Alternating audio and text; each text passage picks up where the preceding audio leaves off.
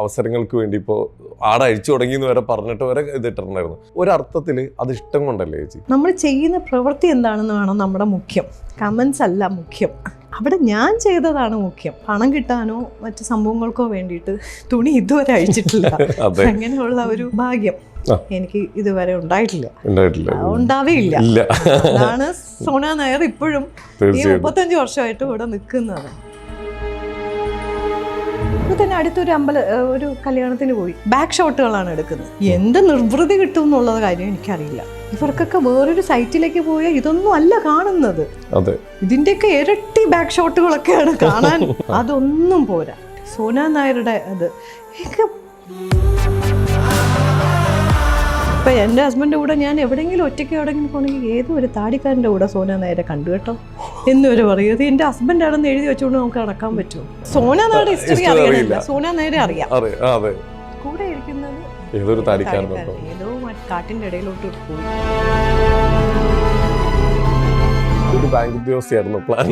എന്താ കാര്യം എന്ന് വെച്ചാൽ ഈ ബാങ്ക് മാനേജർ എന്നൊക്കെ പറയുമ്പോൾ എൻ്റെ കുഞ്ഞുനാളത്തിലെ പൊട്ടത്തരമായിട്ടുള്ള ഒരു ചിന്തയാണ്. നിറയെ പൈസ കാണാം, മാനേജർ ആവണം, ബാങ്ക് മാനേജർ ആവണം. അമ്മ ടീച്ചറാണ്, അമ്മയെക്കാട്ടിയും ഉയർന്ന പ്രിൻസിപ്പളായി കാണിച്ചു കൊടുത്തു. നമുക്ക് എനിക്കതൊക്കെ ലൈഫിൽ പാരൻസിന് കൊടുക്കാൻ പറ്റും. കൊണ്ട് കണ്ട സമയത്ത് തിയേറ്ററിൽ ഭയങ്കര സീൻ, അനകൊണ്ട ഭയങ്കര സംഭവത്തിൽ നമ്മളിങ്ങനെ സീൻ കണ്ടിട്ട് ഞാനിങ്ങനെ എനിക്ക് വെറുപ്പുമാണ്, എന്നാൽ ഇങ്ങനെ അമ്മ ഇത് വന്നും പോയി എന്നുള്ള ഒരു രീതിയിൽ ഇരിക്കുമ്പോൾ തിയേറ്ററിന്റെ അകത്ത് എലി കാലിന്റെ ഫ്രണ്ട് പാദത്തിൽ കൂടെ അയ്യോ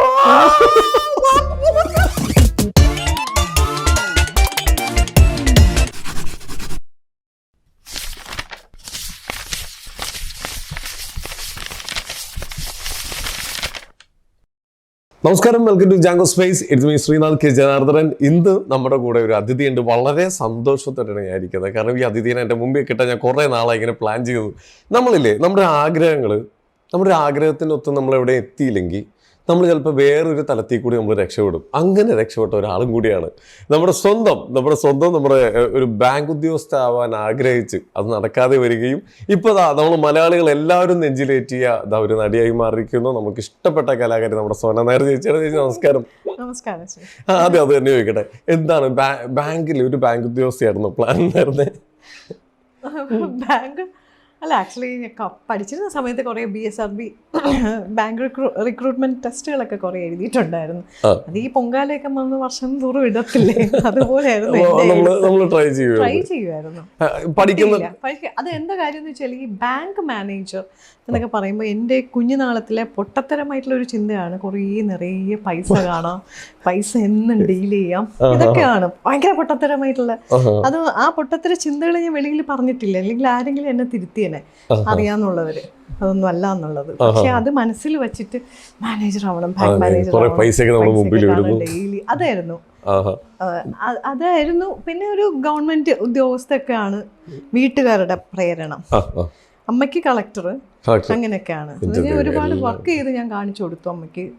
ഈ ക്യാരക്ടേഴ്സ് ഒക്കെ ചെയ്തിട്ട് കളക്ടറായിട്ടൊക്കെ കാണിച്ചു കൊടുത്തു. എല്ലാവരും ആഗ്രഹത്തിനൊത്ത് ടീച്ചർ ആവണോ അത് ചെയ്തു. പ്രിൻസിപ്പൽ എല്ലാം അമ്മ ടീച്ചറാണ്. അപ്പൊ അത് നമുക്ക് ആകാൻ പറ്റിയിട്ടില്ലല്ലോ ലൈഫിൽ. അതായി അമ്മയെക്കാട്ടിയും ഉയർന്ന പ്രിൻസിപ്പളായി കാണിച്ചു കൊടുത്തു. നമുക്ക് എനിക്കതൊക്കെ ലൈഫിൽ പാരൻസിന് കൊടുക്കാൻ പറ്റും. ആദ്യമായിട്ടായിരിക്കും ഒരാള് അല്ലെ മക്കള് എന്തൊക്കെ ആവണമെന്നോ അതൊക്കെ റിയൽ ലൈഫ് കാണിച്ചു തന്നേക്കുന്നു. ആദ്യമായിട്ടൊന്നും ആയിരിക്കില്ല, കലാകാരി ഒരുപക്ഷെ കൊറേ അമ്മമാരെയൊക്കെ പറ്റിക്കുന്നു. അതെ, നേരത്തെ പറഞ്ഞില്ലേ നമുക്ക് പണ്ട് ചെറുപ്പത്തിലേ നമുക്ക് കുറെ ആവശ്യമില്ലാത്ത കുറെ മണ്ടും ബുദ്ധികൾ വരും. TV കൂടി നോക്കിയിട്ടുണ്ടോ നടന്മാരെ കാണാൻ? അങ്ങനെ എന്റെ വളരെ കുഞ്ഞുങ്ങളല്ലേ, എനിക്ക് തോന്നുന്നു 84 85 എങ്ങാണ്ടാണ് നമ്മുടെ അവിടെ TV ഒക്കെ വാങ്ങിയ സമയം. അപ്പം എന്താണെന്നോ ഒന്നും അറിയില്ലല്ലോ. ഇത് എങ്ങനെയാണ് ഇത് ടെലികാസ്റ്റ് ആവുന്നതെന്നോ ഇതൊക്കെ എന്താ സംഭവം നടക്കുന്നത് അറിയത്തില്ല. അപ്പം ഞാനിങ്ങനെ ആൾക്കാർ ഇതേമാതിരി ഇങ്ങനെ ചെന്ന് നോക്കും, ചുരണ്ടി നോക്കും, ബാക്കിൽ കൂടെ നോക്കും. അതൊക്കെ കുഞ്ഞുനാളില്ല. എൻ്റെ എനിക്ക് തോന്നുന്നു 4th 5th ആ സമയത്തൊക്കെ 5th സ്റ്റാൻഡേർഡ് ആ സമയത്തൊക്കെ നമുക്ക് ആകെ സിനിമ മാത്രമേ അറിയുള്ളൂ. ഈ TV ഒക്കെ വന്ന കാലഘട്ടങ്ങളായിരുന്നു ആ സമയങ്ങളൊക്കെ.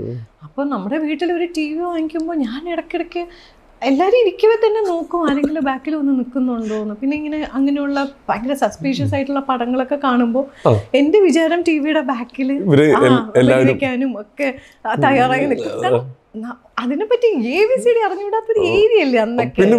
പിന്നെയല്ലേ നമ്മൾ പിന്നെ ഇതിന്റെ ആകസ്മികമായി ഈ ഒരു പ്രൊഫഷനിലേക്ക് വരികയും ഇതിന്റെ എല്ലാ ഗെമിക്സുകളും എന്തൊക്കെ ചിന്താഗതി ശരിയല്ല വരുന്നത്. ഞാൻ അന്നത്തെ മണ്ടത്തിലോട്ട് ഞാൻ ഇന്ന് കരയാറാണ് ചെയ്യാറ്. സത്യമായിട്ടും നമ്മുടെ ചുറ്റുമുള്ള നമ്മൾ വലിയവരെന്ന് വിചാരിക്കുന്ന പലർക്കും അബദ്ധം പറ്റിയത്. സത്യം. പിന്നെ ഇത് മാത്രം ഇതുമായി ബന്ധപ്പെട്ട് കുറെ നുണകളും വരും. എന്റെ കൂട്ടുകാരനെ കൊണ്ടുവരും, ഇന്നലെ മമ്മൂക്ക എന്റെ അടുത്ത് ബിസ്ക്കറ്റ് മേടിച്ച് കഴിച്ചു എന്നൊക്കെ. അവന്റെ ഇത് ബിസ്ക്കറ്റ് മേടിച്ച് കഴിച്ചു. അതൊരു ഞാനും പോയി നോക്കിയിട്ടുണ്ട്. ഇങ്ങനെയൊക്കെ അതൊരു കാലഘട്ടമാണ്. പക്ഷെ ഇപ്പത്തെ കുട്ടികൾക്കൊക്കെ ഭയങ്കരമായിട്ട് ചെറുപ്പത്തിലെ അതൊക്കെ അഡ്വാൻസ്ഡ് ആണല്ലോ എല്ലാ കാര്യങ്ങളും. ഇപ്പോഴത്തെ കുഞ്ഞുങ്ങളെ ഈ പറഞ്ഞ മാതിരി ഓൺലൈൻ മീഡിയയിൽ കൂടെയാണല്ലോ വരുന്നത്. അത്രയും അവർക്ക് എല്ലാ കാര്യങ്ങളും അറിയാമല്ലോ. ഒന്നും ആ കുട്ടികളുടെ അടുത്താണ് നമ്മൾ ഇതൊക്കെ ചോദിക്കുന്നത്. ഇതെങ്ങനെയാ ഒന്ന് പറഞ്ഞു, ഞാൻ ഇതൊക്കെ കൊണ്ട് നടക്കുന്നതേ ഉള്ളൂ. പല കാര്യങ്ങളും എൻ്റെ നെവ്യൂ അവനൊക്കെയാണ് കൂടുതൽ കാര്യങ്ങൾ. അവനൊക്കെ ഇങ്ങനെ കൊടുത്താൽ മതി. ഞാനൊക്കെ ഇങ്ങനെ ഒരു 6 മാസമായിട്ട് ഇരുന്ന് നോക്കുന്ന സാധനങ്ങൾ അവൻ സെക്കൻഡ്സിൽ ചെയ്തു തരും. പിന്നെ എന്നിട്ട് നമ്മള് അറിവില്ലായ്മൊന്നും കാണിക്കത്തില്ല. ഓ അത്ര ഉണ്ടായിരുന്നുള്ളൂ, ഞാന് അത് അങ്ങനെയൊക്കെ അഭിനയിക്കാനും പിന്നെ അറിയാലോ. എങ്ങനെ വീണാലും നമ്മൾ 4 കാലേ വീഴുള്ളൂ. കറക്റ്റ്. നമ്മളെ ഇപ്പൊ ഈ കുഞ്ഞിലെ നമ്മൾ വളർന്നു വന്ന ഒരു കാലഘട്ടത്തില്, കാരണം കുഞ്ഞിലെ എന്ന് പറയുന്നത് അവിടെയാണ് സ്റ്റോറി കിടക്കുന്നത് മിക്കതും. അവിടെ ആയിരിക്കും എല്ലാം കിടക്കുന്നത്. നമ്മളെ ഏറ്റവും കൂടുതൽ ചെറുപ്പത്തിൽ പേടിച്ചത് എന്തിനാണ്? പ്രേതം. എനിക്ക് ഭയങ്കര പ്രേത സിനിമകൾ ഇപ്പോഴും തിയേറ്ററിൽ ഞാൻ കാണുന്നത് ഇങ്ങനെ കാണും. ഇതിന്റെ ഇടയിൽ കൂടെ എനിക്ക് കാണുകയും വേണം. എന്നാൽ ഇതൊക്കെ ഒരു മറവ് പോലെ എന്നെ ആരോ സേഫ് ഗാർഡ് ചെയ്യുന്ന പോലെ ഒരു തോന്നലുമാണ്. ഇങ്ങനെ എത്ര വയസ്സായെന്ന് നിങ്ങൾ ആലോചിച്ച് നോക്കണം.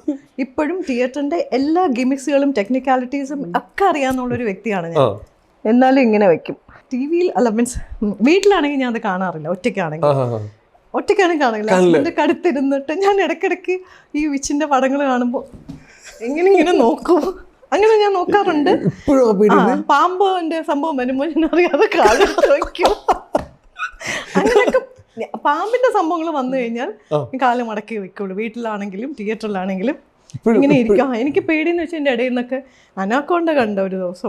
ശരിക്കും അനാക്കോണ്ട കണ്ട സമയത്ത് തിയേറ്ററിൽ ആർക്കും അറിയാവുന്നുണ്ട്, ഏത് തിയേറ്റർ എന്ന് ഞാൻ പറയുന്നില്ല, ഭയങ്കര സീൻ. അനകോണ്ട ഭയങ്കര സംഭവത്തിൽ നമ്മളിങ്ങനെ സീൻ കണ്ടിട്ട് ഞാനിങ്ങനെ എനിക്ക് വെറുപ്പുമാണ്. എന്നാൽ ഇങ്ങനെ അമ്മേ ഇത് വന്നും പോയി എന്നുള്ള ഒരു രീതിയിൽ ഇരിക്കുമ്പോൾ തിയേറ്ററിൻ്റെ അകത്ത് എലി പോയി എൻ്റെ കാലിൻ്റെ ഫ്രണ്ട് പാദത്തിൽ കൂടെ. എൻ്റെ പൊന്നെ, തിയേറ്റർ കിടുക്കി കളഞ്ഞു ഞാൻ. എൻ്റെ നിലവിളി, അയ്യോ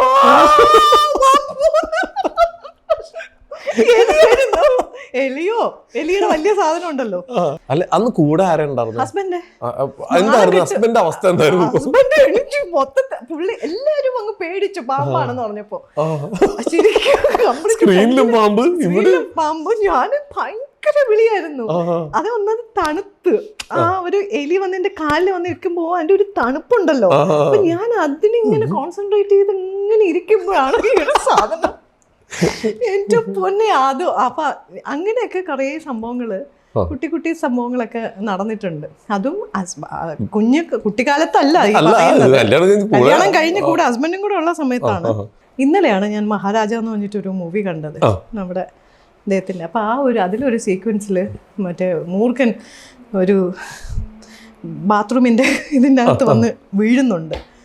എനിക്ക് ഓട്ടോമാറ്റിക്കലി ഞാൻ കാലിങ്ങനെ ഇന്നലെയും കൂടെ ആൾക്കാർ വരയ്ക്കും ഞാൻ ഇതാണ്. കാരണം ചില പേടികൾ നമുക്ക് എപ്പോഴും പേടി തന്നെയാണ്. അതൊരു ഇതാണ് എനിക്ക് അത്തരം ഇങ്ങനെയുള്ള പേടികൾ വിച്ച്. അതും ഇപ്പൊ ജനലൊക്കെ തുറന്നു വിട്ടു കഴിഞ്ഞാൽ ഒരു വാഴ അനങ്ങിയാലോ ആണോ എന്നൊക്കെ ഉള്ളൊരു ഈ ആത്മാക്കള് ഇങ്ങനെയൊക്കെ ഉള്ള സംഭവങ്ങൾ. ശരിക്കും നമ്മളെ ഒരു കാലഘട്ടത്തിൽ ഭയങ്കര ഞെട്ടിച്ച പടമാണ് മണിച്ചിത്രത്താഴ്. അതിനു മുമ്പ് കുറെ പ്രേതപടങ്ങൾ ഉണ്ടെങ്കിലും മണിച്ചിത്രത്താഴ് കളർഫുൾ ആയിട്ട് നമ്മൾ ഞെട്ടിച്ചേക്കുന്നത്. അതൊക്കെ കണ്ടത് ഓർമ്മയുണ്ട്. അതൊക്കെ കണ്ടതൊക്കെ ഓർമ്മയുണ്ട്. അതും കുറച്ച് ഈ പറഞ്ഞ കല്യാണത്തിനൊക്കെ മുമ്പായിരുന്നു കേട്ടോ അതൊക്കെ. അപ്പോൾ അതൊക്കെ കണ്ട ഓർമ്മയുണ്ട്. ഭയങ്കരമായിട്ട് എന്താ പറയാ, ഭയങ്കരമായിട്ട് പേടിച്ച് എന്താ പറയേണ്ടത്, ഇത്തരം പടങ്ങൾ സിനിമകൾ എനിക്ക് കാണാൻ ഭയങ്കര കൗതുകവും ഭയങ്കര ഇഷ്ടമാണ് ഈ വിച്ച് പടങ്ങളൊക്കെ.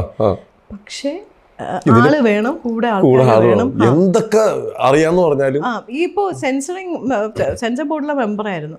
ആക്ച്വലി അറിയാലോ, സെൻസർ ബോർഡിൽ ഇരിക്കുമ്പോൾ 3-4 പേർക്ക് ഉണ്ടാവുള്ളൂ തിയേറ്ററിൽ. ഓഫീസർ ഞങ്ങള് ആൾക്കാർ ഫസ്റ്റ് വന്ന ഉടനെ ഞങ്ങളടുത്ത് ആർക്കും പറയത്തില്ല മുന്നേ ഏത് മൂവിയാണ് ചെയ്യുന്നതെന്ന് പറയത്തില്ല. ഞങ്ങൾ അകത്ത് കയറുമ്പോഴേ അറിയത്തുള്ളൂ. ഞാനിങ്ങനെ ഓഫീസിൻ്റെ അടുത്ത് ചോദിക്കും, ഇതേപോലെ മാം ഏതാ മൂവി, ഇതാണ് എന്ന് പറയും. അപ്പം നമ്മൾ കുറച്ച് മുന്നേ റിവ്യൂ ഒക്കെ ഇതിനെ പറ്റിയൊക്കെ, ഭഗവാനെ ഗോസ്റ്റിൻ്റെ പടമാണ് ഇനി എന്ത് ചെയ്യും. അപ്പോൾ എല്ലാവരും ഓരോരോ സ്ഥലത്തായിരിക്കുന്നത്, അടുത്തടുത്തൊന്നും അല്ല, അങ്ങനെ വിശാലമായി ഇരിക്കാമല്ലോ. ഞാൻ ഓഫീസറിൻ്റെ അടുത്ത് മറ്റു സാധാരണ എല്ലാ പടങ്ങൾക്ക് ഏറ്റവും ബാക്കിലൊക്കെ പോയി ഒറ്റയ്ക്കൊക്കെ ഇരുന്ന് അങ്ങനെയാണ്. ഇങ്ങനെ ഈ പടങ്ങൾ വരുമ്പോൾ പതുക്കെ ആ മാമിൻ്റെ അടുത്തുള്ള സീറ്റിൽ അങ്ങനെ ഇരിക്കുന്നത്. അപ്പം മാമിന് അറിയാം അങ്ങനെയാണ് സെൻസർ ബോർഡിൽ ഇരുന്നത്. പക്ഷെ അങ്ങനെ ഇരുന്നാലും കണ്ണടച്ചൊന്നും ഇരിക്കാനും നമുക്ക് പറ്റത്തില്ല.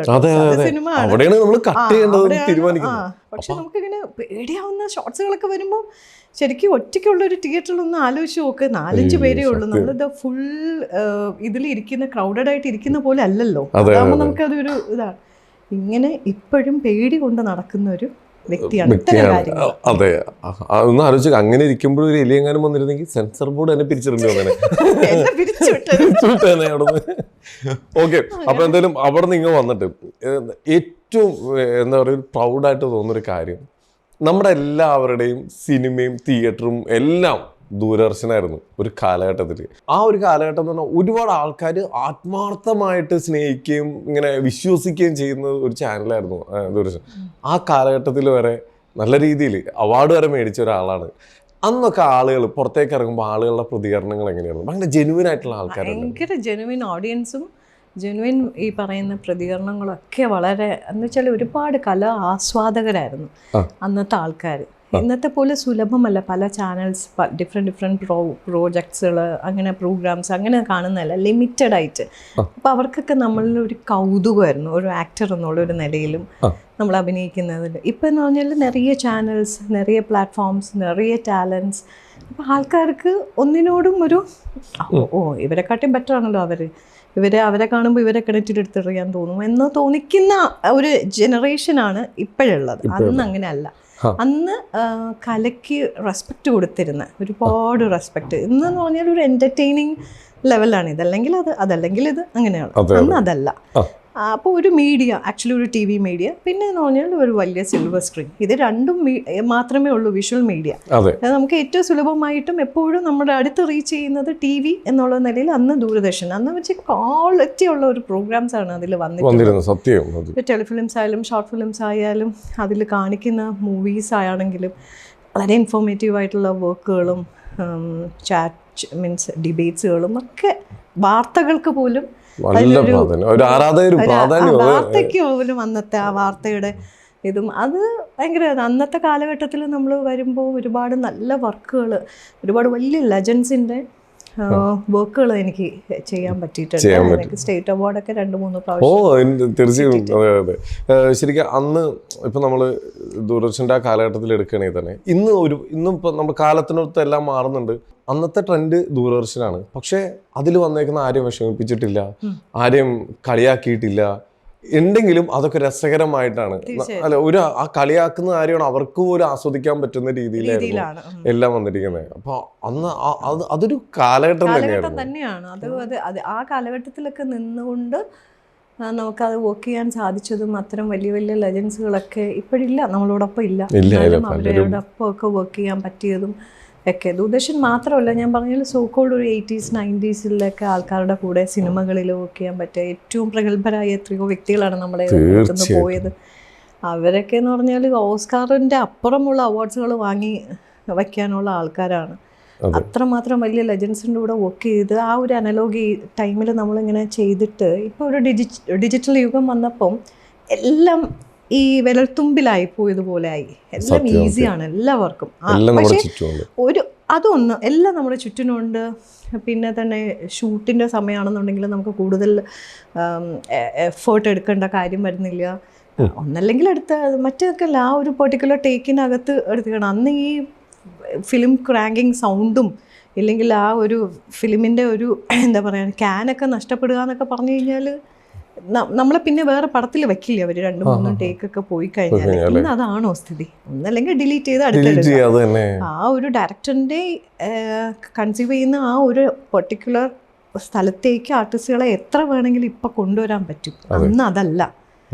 ഇതാണ്, അത് ചെയ്തോ, വിത്തിൻ ദിസ് ഫ്രെയിം നിങ്ങൾ ചെയ്തിരിക്കണം. അങ്ങോട്ടും ഇങ്ങോട്ടും അനങ്ങാനോ ഒന്നും പറ്റില്ല. ഇന്നിപ്പം അത് മാർക്കാം, മൂവ് ചെയ്യാം, ടെക്നിക്കലി എന്താ വളർന്നത്, ക്യാമറ വരെ ഹാൻഡിൽ ഷോട്ട് ചെയ്യാം, ഒരുപാട് കാര്യങ്ങൾ. അന്ന് അതല്ല, സ്റ്റാറ്റിക് ആയിട്ടുള്ള ഷോട്ട്സ് ആണെങ്കിൽ അവിടെ നിന്ന് ചെയ്യണം ആ ഒരു ഫ്രെയിമിനുള്ളിൽ.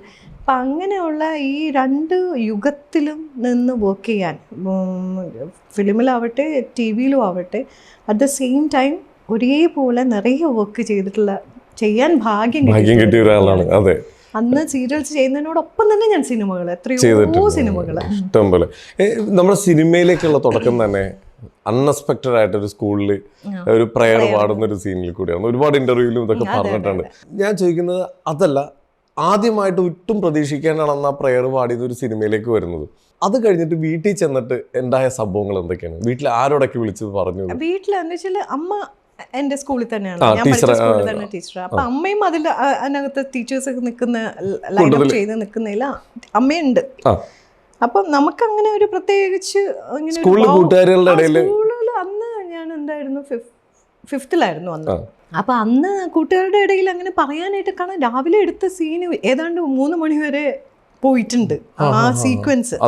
അന്ന് സിനിമ എപ്പോഴും അങ്ങനെയാണ്, ടൈം എടുത്തൊക്കെ അല്ലേ ചെയ്യുന്നത്. അപ്പം നമ്മൾ തന്നെ എത്രയോ പ്രാവശ്യം, ഒരു പ്രാവശ്യമൊക്കെ എപ്പോഴും നമ്മൾ അസംബ്ലിക്ക് ഒരു പ്രാവശ്യം പ്രയർ പാടുന്നത് നമ്മൾ അന്ന് ഒരു 10,000 പ്രാവശ്യം പാടിയിട്ടുണ്ട്. അന്നാണ് ഏറ്റവും കൂടുതൽ ജീവിതത്തിൽ ആദ്യമായിട്ട് ഏറ്റവും കൂടുതൽ പ്രയറിൻ്റെ ലൈനുകളൊക്കെ കുറേ പ്രാവശ്യം പാടിയിട്ടുള്ളത്. അപ്പം അതൊക്കെ സിനിമയ്ക്ക് ഇത് ആവശ്യം ഇങ്ങനെ ആയിരുന്നോ എന്നൊക്കെ ഉള്ളത് അന്ന്.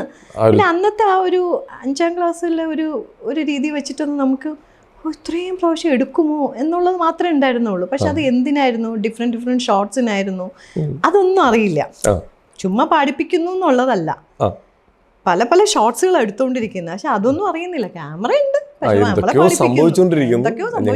ലാലേട്ടനുണ്ട്, നമുക്ക് ഏറ്റവും അറിയാന്നുള്ളതും ആരാധിക്കുന്നതുമായിട്ടുള്ള ഒരു ലാലേട്ടനുണ്ട്, ശോഭന ചേച്ചിയുണ്ട്, സത്യൻ അന്തിക്കാട് സാർ ആയിരുന്നു, വിപിൻ മോഹൻ ക്യാമറമാൻ ആയിരുന്നു. ഒന്നും എനിക്ക് അന്ന് അങ്ങനെ ഒരു അതാ ഞാൻ പറഞ്ഞത്, എന്തോ ഒരു ഡെസ്റ്റിനി മാതിരി സിനിമയിലേക്ക് വന്നത് വർഷങ്ങൾക്ക് ശേഷം. തൂവൽ കൊട്ടാരം ചെയ്യുമ്പോൾ ഇവര് തന്നെയായിരുന്നു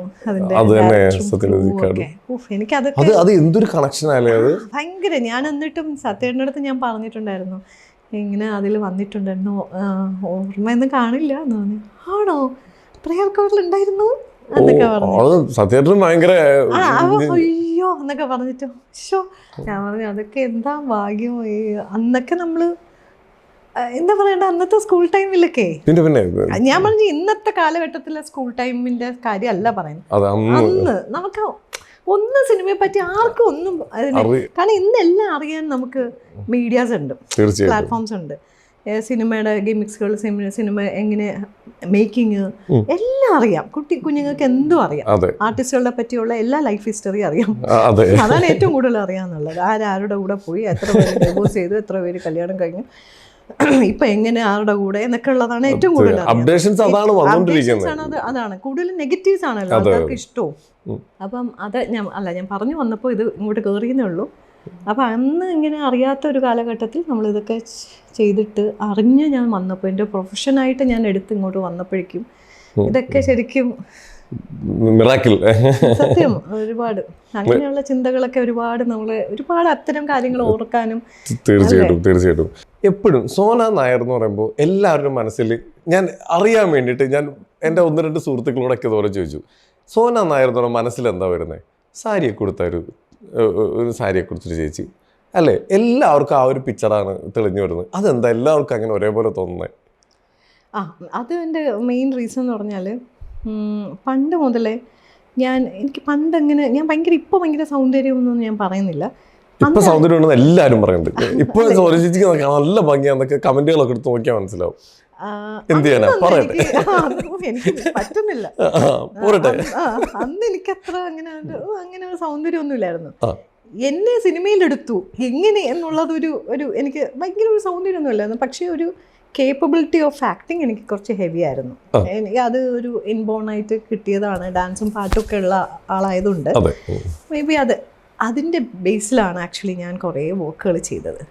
only because of my acting.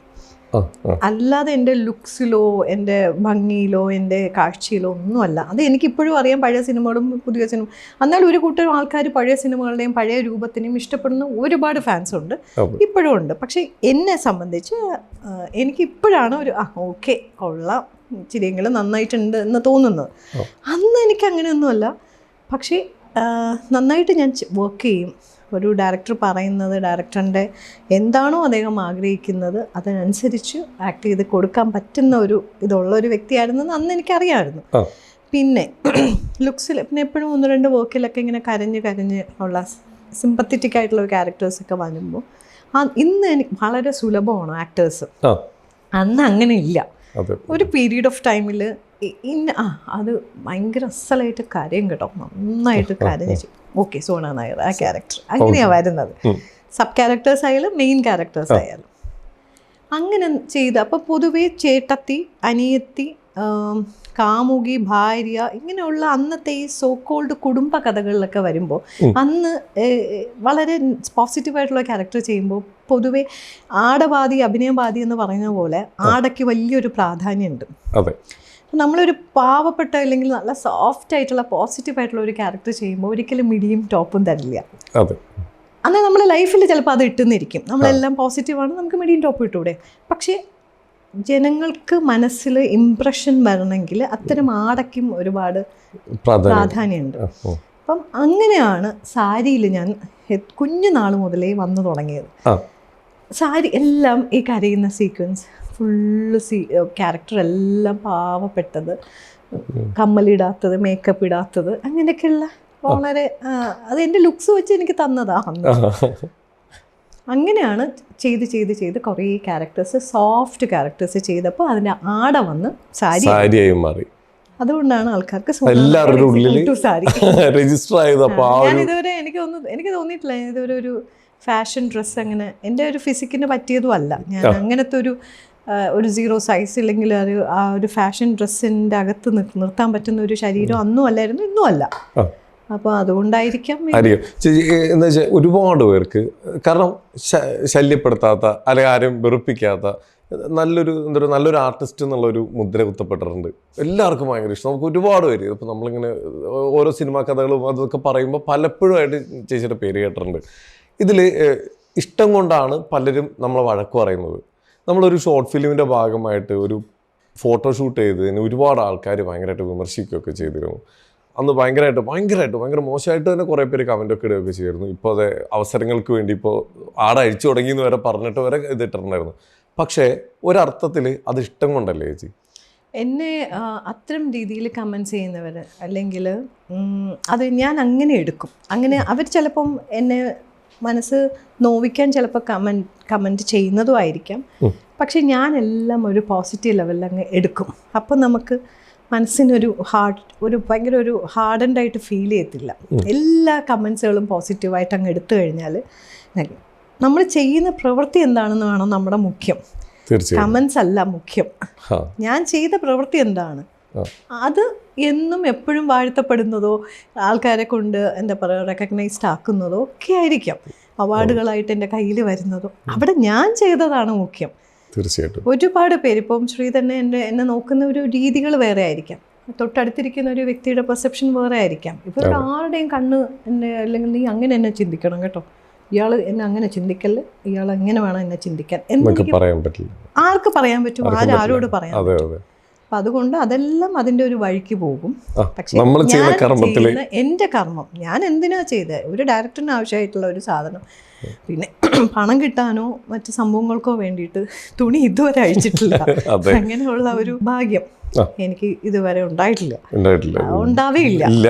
അതാണ് സോന നായർ ഇപ്പോഴും ഈ 35 വർഷമായിട്ട് ഇവിടെ നിൽക്കുന്നത്. ഉള്ളി ഞാൻ നേരത്തെ പറഞ്ഞില്ലേ, എൻ്റെ ഒരു അത്രയും ലുക്സിൽ പോലും ഇല്ലാത്ത ഒരു സമയത്ത് പോലും ഏറ്റവും ലെജൻഡറി ആയിട്ട് നിൽക്കുന്ന ഡയറക്ടേഴ്സ് കൈ നീട്ടി തന്ന കഥാപാത്രങ്ങൾ സൗന്ദര്യത്തിലോ സുന്ദരിയിലോ ഒന്നുമല്ല, ഈ കുട്ടി ചെയ്യും, നന്നായിട്ട് വർക്ക് ചെയ്യും, നന്നായിട്ട് വർക്ക് ചെയ്യും എന്ന് പറയുന്ന എത്രയോ പ്രഗത്ഭന്മാർ. പ്രിയദർശൻ സാറിനെ പോലുള്ള ആ ഒരു ഏറ്റവും one of the most famous best directors in India എന്ന് പറയുമ്പോൾ like one of the best directors എന്ന് പറഞ്ഞാൽ പ്രിയദർശൻ തന്നെയാണ്. തീർച്ചയായും അദ്ദേഹത്തിൻ്റെ ഒരു 4 ഹിന്ദി സിനിമകൾ ഞാൻ ചെയ്തു. ചെയ്യാൻ പറ്റും, അതന്നെ. അപ്പം ആദ്യമായിട്ട് വെട്ടം എന്ന ഒരു സിനിമയിൽ അദ്ദേഹം എനിക്ക് ചാൻസ് വന്നു. അത് കഴിഞ്ഞിട്ട് സിനിമകളിലേക്ക്, അദ്ദേഹത്തിൻ്റെ സിനിമകൾ. അന്നും അവിടെ ഹിന്ദി സിനിമയിൽ ഫാഷൻ ഡ്രസ്സ് അല്ല എനിക്ക് തന്നത്. ആ സിനിമകൾ കണ്ടാൽ അറിയാം എൻ്റെ ഫിസിക്കിനെ പറ്റിയ ആ സാരി ഉടുത്ത് പാവപ്പെട്ട ആടിനെയൊക്കെ മെയ്യുന്നത്, ഇതൊക്കെയാണ് ഹിന്ദി. ഇപ്പം ഹിന്ദി സിനിമ എന്ന് പറയുമ്പോൾ ഒരു കൗതുകം എന്ന് പറയുമ്പോൾ നമ്മൾ സോക്കോൾഡ് കാണുന്ന ഹിന്ദി സിനിമ എങ്ങനെയാണ്, അടിപൊളി കോസ്റ്റ്യൂംസും ഭയങ്കര സംഭവമല്ല. ഞാൻ എൻ്റെ ഹിന്ദി സിനിമയിൽ എന്നെ എടുത്തേന്ന് പറഞ്ഞപ്പോൾ ഞാൻ സോന നായർ ഇനി സ്റ്റൈലൊക്കെ മാറ്റി ഭയങ്കര അവിടെ ചെന്ന് പാട് മേയ്ക്കുന്ന ആടിനെയൊക്കെ കുളിപ്പിക്കുന്നത് വീട്ടിലവര് ഇതിന്നും ഇത് പിന്നെ നല്ലത് ഈ ഡ്രസ്സൊക്കെ, ഈ സാരിയൊക്കെ. ആ സാരിയൊക്കെ കാണണം. ഹിന്ദി സിനിമയിൽ ചെയ്ത ഒരു വ്യക്തിയാണ്. എല്ലാ സിനിമകളിലും അത് തന്നെ. 3 ഹിന്ദി സിനിമയിലും ഇങ്ങനെ തന്നെയാണ്. ഭാഷയൊന്നും മാറിയുന്നുള്ളൂ. അതാ പ്രിയചേട്ടൻ്റെ അടുത്ത് ഞാൻ ചോദിച്ചപ്പോൾ പ്രിയചേട്ടൻ പറഞ്ഞത് ഭാഷ മാറിയെന്നേ ഉള്ളൂ. പ്രിയചേട്ടൻ പറഞ്ഞതെന്ന് വെച്ചാൽ നിങ്ങൾ ആക്ടേഴ്സാണ്, എനിക്ക് അയാളെ ആക്ടിംഗ് ആണ് ഇവിടെ വേണ്ടത് എന്ന് പറയുന്നതിനപ്പുറം എനിക്ക് ഓസ്കാറൊക്കെ വേറെ എവിടെ കിട്ടും. ഭയങ്കര രസമായിട്ടല്ലേ ഇൻട്രൊഡ്യൂസ് ചെയ്തേ സ്റ്റേറ്റ് അവാർഡ് വിന്നർ എന്നൊക്കെ പറഞ്ഞാണ് അവിടെ ഇൻട്രൊഡ്യൂസ് ചെയ്യുന്നത്. അതൊക്കെ ഞാൻ പറഞ്ഞില്ലേ, അത്രയും ലെജൻഡറി ആയിട്ടുള്ള ഡയറക്ടേഴ്സിൻ്റെ കൂടെ ജോഷി സാറ്, നാരൻ, അങ്ങനെ എത്ര പേര്, സത്യേട്ടൻ്റെ വർക്ക്, സത്യനന്ദിക്കാട് എത്ര പ്രാവശ്യം എത്ര പടങ്ങൾ ചെയ്തു. അങ്ങനെ അന്നത്തെ ആ സോക്കോൾഡ് ഒരുപാട് അന്നത്തെ ഡയറക്ടേഴ്സിൻ്റെ കൂടെ, അതും ഭയങ്കര ഹിറ്റുകൾ സമ്മാനിച്ച ഡയറക്ടേഴ്സിൻ്റെ കൂടെ വർക്ക് ചെയ്യാൻ പറ്റി. മാം കുറച്ച് മുമ്പ് പറഞ്ഞപ്പോൾ ഞാൻ ഇനി എന്തൊക്കെ വന്നാലും എൻ്റെ ഡ്രസ്സ് അഴിക്കില്ല ഇങ്ങനെയൊക്കെ പറഞ്ഞപ്പോൾ അപ്പോഴാണ് എൻ്റെ മനസ്സിൽ വന്നാണ് ഇപ്പം മേഡം ഒരു കാര്യം പറഞ്ഞു. അതായത് മാം ചെയ്തേക്കുന്ന ക്യാരക്ടറുകളിൽ ഭയങ്കരമായിട്ട് ആൾക്കാർക്ക് ഇഷ്ടപ്പെട്ട ഒരുപാട് ക്യാരക്ടറുകളുണ്ട്. അതിലൊന്നാണ് കുന്നുമേൽ ശാന്ത. പക്ഷേ അവരങ്ങനെ ഒരു സ്ത്രീയായിട്ടും അങ്ങനത്തെ ഒരു കഥാപാത്രമായിട്ടും എല്ലാവർക്കും ഇഷ്ടപ്പെടുന്ന രീതിയിലത്തെ ഒരു കഥാപാത്രമാക്കിയിട്ടാണ് അവിടെ പ്രസൻറ്റ് ചെയ്യിപ്പിച്ചേക്കുന്നത്. ആ ഒരു കഥാപാത്രത്തെക്കുറിച്ച് കേട്ടപ്പോൾ തന്നെ, അല്ലെങ്കിൽ ആ കഥ മാമിനോട് പറഞ്ഞപ്പോൾ തന്നെ മാമിൻ്റെ മനസ്സിൽ വന്നത് എന്തായിരുന്നു? വെരി ഫസ്റ്റ് വന്നത് പ്രോസ്റ്റിറ്റ്യൂട്ട് ക്യാരക്ടറോ, ജോഷി സാറിൻ്റെ പടത്തിൽ ഞാനോ. അപ്പോൾ ഈ ഡ്രസ്സൊക്കെ ഇങ്ങനെ മാറി വീഴണം, അത്തരമൊരു സീക്വൻസുകളൊക്കെയാണ് ഞാൻ എൻ്റെ മൈൻഡിൽ ഇങ്ങനെ കഥ പറഞ്ഞുകൊണ്ടിരിക്കുമ്പോഴും. കഥ പറഞ്ഞു തുടങ്ങിയില്ല, എന്നോട് ആ ഒരു ഇൻട്രൊഡക്ടറി സംഭവങ്ങൾ തുടങ്ങുന്നേ ഉള്ളൂ. അപ്പോഴൊക്കെ മനസ്സിൽ ഓടിക്കൊണ്ടിരിക്കുന്നതാണ്, അയ്യോ ദൈവമേ, അത് വെച്ചൊരു വലിയൊരു നല്ല ലാലേട്ടനെ പോലുള്ളൊരു എന്താ പറയുക, ഒരു ആരാധ്യനായ ഒരു പുരുഷനോടൊപ്പം വർക്ക് ചെയ്യണം. ഈശ്വര, എനിക്ക് അങ്ങനെ വേഗം ചെയ്യേണ്ടി വരുമോ, ഞാനിത് മാറ്റേണ്ടി വരുമോ, ഞാൻ ചെയ്യുന്നില്ല എന്ന് പറയേണ്ടി വരുമോ, അതൊക്കെ എന്ന് വെച്ചാൽ ഫ്രാക്ഷൻ ഓഫ് എ സെക്കൻഡാണ് ആ ബ്രെയിനിൽ ടക്ക് ടക്ക് ടക്ക് ടക്ക് തോട്ട്സുകൾ പോകുന്നത്. പക്ഷെ കഥ പറഞ്ഞു വന്നപ്പോൾ ഓക്കെ സർ, എങ്ങനെ ഡ്രസ്സൊക്കെ സിമ്പിൾ സാരി, കോട്ടൺ സാരി, ചുമ്മാ അയ്യോ എനിക്ക് അത്. അതേസമയം എനിക്കൊരു ബ്ലൗസ്, മുണ്ട് എന്നൊക്കെ പറഞ്ഞാലും ഈ തോർത്തില്ല അങ്ങനെയൊക്കെ ഞാൻ ചെയ്യില്ലായിരുന്നു.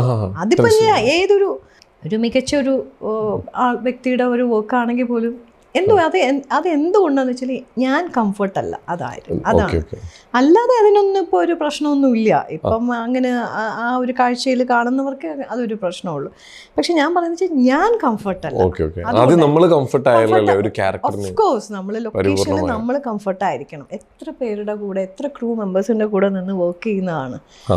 പിന്നെയെന്ന് പറഞ്ഞാൽ നമ്മുടെ ഒരു തോട്ട് വരേണ്ടതെന്ന് പറഞ്ഞാൽ ഇത് റിലീസ് ചെയ്യുമ്പം എത്ര പേര് കാണേണ്ടതാണ്, എത്ര ഇമേജ് നമ്മൾ കീപ്പ് ചെയ്യുന്ന ഒരു വ്യക്തിയാണ്. വോൾ ഓഫ് എ സഡൻ ഒരു വർക്കിൽ പെട്ടെന്ന് ആ ഇമേജ് പോയാലോ, അപ്പോഴാണ് ഈ ആൾക്കാർ പറഞ്ഞുണ്ടാക്കുന്നത് പൈസയ്ക്ക് വേണ്ടിയിട്ടാണോ, ഇല്ലെങ്കിൽ ഇങ്ങനെയാണോ, ഇല്ലെങ്കിൽ എന്താണ്, വീട്ടിൽ ഭർത്താവ് അഴിച്ചു വിട്ടേക്കാണോ, ഇങ്ങനെയൊക്കെയുള്ള ഏറ്റവും മ്ലേച്ഛമായിട്ടുള്ള കമൻസുകൾ വരുന്നത്. അതൊന്നും നമ്മൾ തലക്കെടുക്കാറില്ല, അത് വേറെ കാര്യം.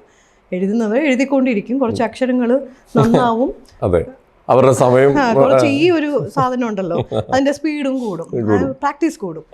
അതിനപ്പുറമായിട്ട് ഞാൻ ഇതിനൊന്നും വലിയൊരു സംഭവമായിട്ടേ വെക്കുന്നില്ല. ഇപ്പൊ തന്നെ അടുത്തൊരു ഒരു കല്യാണത്തിന് പോയി, ബാക്ക് ഷോട്ടുകളാണ് എടുക്കുന്നത്. എന്ത് നിർവൃതി കിട്ടും എന്നുള്ളത് കാര്യം എനിക്കറിയില്ല. അത് ബാക്ക് ഷോട്ടുകൾ മാത്രം എടുത്ത് കാണിക്കുക, അതിനോട് കമൻട്രിയാണ് അടുത്തത്. ഇതാണോ, അയ്യോ സംഭവം മാറ്റതാണോ കുറച്ച്.